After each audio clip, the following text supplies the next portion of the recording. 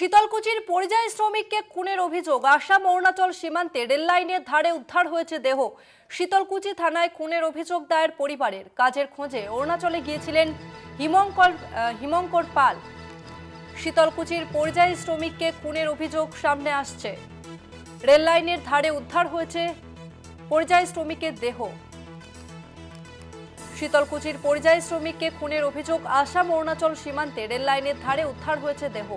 শীতলকুচি থানায় খুনের অভিযোগ দায়ের পরিবারের। কাজের খোঁজে অরুণাচলে গিয়েছিলেন হিমঙ্কর পাল। ঠিক কি অভিযোগ পরিবারের, শুনুন আপনারা। বলছে যে বাবা আমাকে মারছে ড্রাইভার, আমার গলা টিপে ধরছে। হ্যাঁ, ড্রাইভারকে তুমি ছাড়বে না, ড্রাইভারকে উপযুক্ত বিচার করবে। আমি বলছি বাবা তুই আয় বাড়িতে। এরপরে ফোনটা বন্ধ হয়ে গেল। তারপরে বারবার আমি ড্রাইভারকে ফোন করি ড্রাইভ বিষয়ে। আমার মনে হয় আমরা বাঙালি বলে ঘটনাগুলো এভাবে ঘটছে বিভিন্ন জায়গার মধ্যে। কারণ আমি চাই এটা সুব্যবস্থা নেওয়া হোক, তদন্ত করা হোক। এটা যারা এই ধরনের কাজ করছে, যারা আমার ছেলেকে মেরে ফেলছে, তাদের উপযুক্ত শাস্তি হোক। এই কথাটা আমার ছেলেও বলে গেছে, আমার ছেলে এই কথাটা বলে গেছে। আমি বলতে পারছি না। আমি চাই সরকারের কাছে এটা ভালোভাবে তদন্ত করে তাদের উপযুক্ত শাস্তি হোক। শীতলকুচির পরিযায়ী শ্রমিককে খুনের অভিযোগ। আসাম অরুণাচল সীমান্তে রেল লাইনের ধারে উদ্ধার হয়েছে দেহ। শীতলকুচি থানায় খুনের অভিযোগ দায়ের পরিবারের। কথা বলবো, আমাদের সঙ্গে ফোন লাইনে রয়েছে প্রতিনিধি রবিউল ইসলাম। রবিউল, পরিবার সূত্রে ঠিক কি জানতে পারছো? দেখো তো, তোমাকে জানিয়ে রাখি, কোচবিহারের শীতলকুচি বিধানসভা শীতলকুচি ব্লকের কুটসামারি ভাইয়র থানা এলাকার ঘটনা। ওই এলাকারই কিন্তু ছেলে হিমঙ্কর, সে কিন্তু গত বৃহস্পতিবার কাজের উদ্দেশ্যে সে অরুণাচলের উদ্দেশ্যে পাড়ি দেয় এবং পরবর্তীতে কিন্তু হিমঙ্কর সেখানে অরুণাচলে কাজ না পেয়ে সেখান থেকে কিন্তু পুনরায় বাড়ির উদ্দেশ্যে রওনা দেয় এবং বাসের টিকিট করে সে বাড়ি ফেরার চেষ্টা করে। এবং পরবর্তীতে কিন্তু সে হিমঙ্করের বাবা যিনি রয়েছেন তিনি অভিযোগ করছেন বাসে ফেরার সময় যে বাস ড্রাইভার রয়েছে সেই ড্রাইভারের সঙ্গে তার কিন্তু কোনো এক সময় বচসা বাঁধে এবং সেই বচসার জেরেই নাকি বাস ড্রাইভার তাকে গুরুতরভাবে, একেবারে মারাত্মকভাবে তার মাথায় আঘাত করে এবং তাতে কিন্তু তার মৃত্যু হয়। এবং পরবর্তীতে কিন্তু সেই হিমঙ্করের দেহ আসাম এবং অরুণাচল বর্ডার সীমান্তে রেল লাইনের ধারে পাওয়া যায়। এমনটাই কিন্তু পরিবারের অভিযোগ। পরিবারের আরো দাবি যে বাসের ড্রাইভারই কিন্তু তাকে মেরে তার বডি কিন্তু রাস্তায় ফেলে দিয়েছে, রেল লাইনের দ্বারা ফেলে দিয়েছে এবং তারা এই ঘটনার উপযুক্ত শাস্তি চান, বিচার চান, যারা অভিযুক্ত তাদের শাস্তি চান। এবং এই ঘটনায় ইতিমধ্যেই কিন্তু শীতলকুচি থানায় পরিবারের তরফ থেকে কিন্তু অভিযোগ দায়ের করা হয়েছে। এবং তোমাকে আরো জানিয়ে রাখি, ইতিমধ্যেই কিন্তু পরিবারের লোকেরা সেই দেহ নিয়ে আসার জন্য অরুণাচলের উদ্দেশ্যে গতকালই রওনা দিয়েছেন। এবং একেবারে পরপর কিন্তু গোটা রাজ্যের এই ঘটনা, একের পর এক বাঙালির পরিযায়ী শ্রমিকরা তারা কিন্তু ভিন রাজ্যে গিয়ে কিন্তু তারা নির্যাতিত হচ্ছে, অত্যাচারিত হচ্ছে। মুর্শিদাবাদের বেলডাঙ্গার পর কিন্তু এবার একেবারেই কোচবিহারের শীতলকুচি সেই একই ঘটনা। পরিযায়ী শ্রমিক কাজের উদ্দেশ্যে কিন্তু রাজ্যের বাইরে গিয়ে ফেরার পথে কিন্তু তাকে নির্যাতিত হতে হলো এবং তার প্রাণ হারাতে হলো। এই ঘটনায় কিন্তু যথেষ্ট কিন্তু উত্তেজনা এবং উদ্বেগ রয়েছে। রশ্মিনা। রবিউল, এই ঘটনায় স্থানীয় তৃণমূল বা বিজেপি নেতৃত্বের কোনো প্রতিক্রিয়া?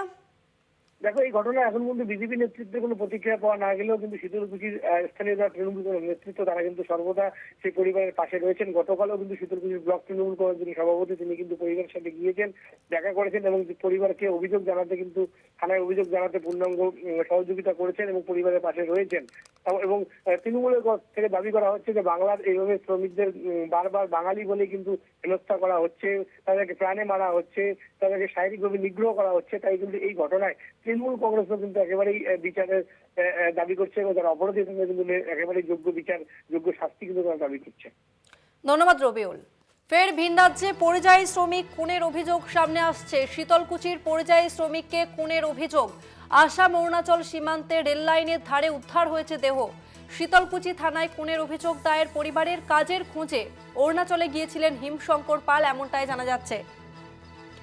পরিবারের অভিযোগ তার ওই ব্যক্তিকে খুন করা হয়েছে, এমনটাই অভিযোগ করছেন পরিবারের লোকেরা।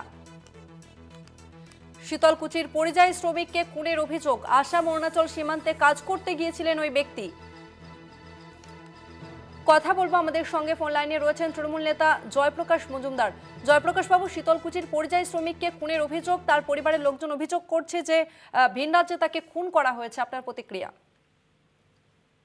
না, বিজেপি একটা জঘন্য ষড়যন্ত্র তৈরি করেছে নির্বাচনের আগে যে যেসব মাইনরিটি পরিযায়ী শ্রমিক বাইরের রাজ্যে কাজ করে সেখানে তাদেরকে হত্যা করা হবে এবং তারপরে পয়সা কড়ি দিয়ে পশ্চিমবঙ্গের মধ্যে একটা অশান্তি তৈরি করা হবে যে কেন বাইরের লোকরা মারা যাচ্ছে।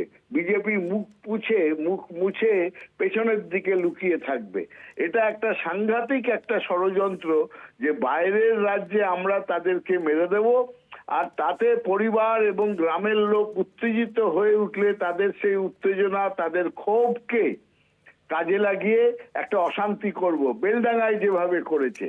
সুতরাং সামনের দিনে আপনারা খেয়াল রাখবেন, আমি সুস্পষ্ট দায়িত্ব নিয়ে বলছি, এই রকম বেশ কিছু পরিযায়ী শ্রমিককে চোরা গোপ্তা খুন করা হবে বিজেপির অন্য অন্য রাজ্যে। সুতরাং আমাদের সাবধান থাকতে হবে।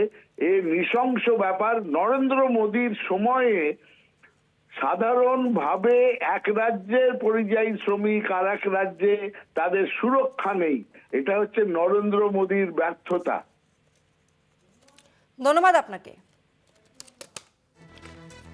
শীতলকুচির পরিযায়ী শ্রমিককে খুনের অভিযোগ, আসাম অরুণাচল সীমান্তে রেল লাইনের ধারে উদ্ধার হয়েছে দেহ। শীতলকুচি থানায় খুনের অভিযোগ দায়ের।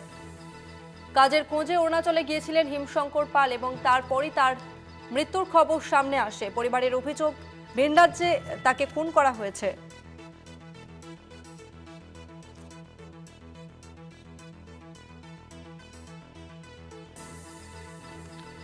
শীতলকুচির পরিযায়ী শ্রমিককে খুনের অভিযোগ, আসাম অরুণাচল সীমান্তে রেল লাইনের ধারে উদ্ধার হয়েছে ওই পরিযায়ী শ্রমিকের দেহ।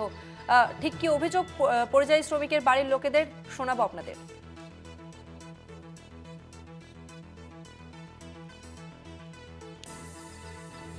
যে বাবা আমাকে মারছে ড্রাইভার, আমার গলা টিপে ধরছে, হ্যাঁ, ড্রাইভারকে তুমি ছাড়বে না, ড্রাইভারকে উপযুক্ত বিচার করবা।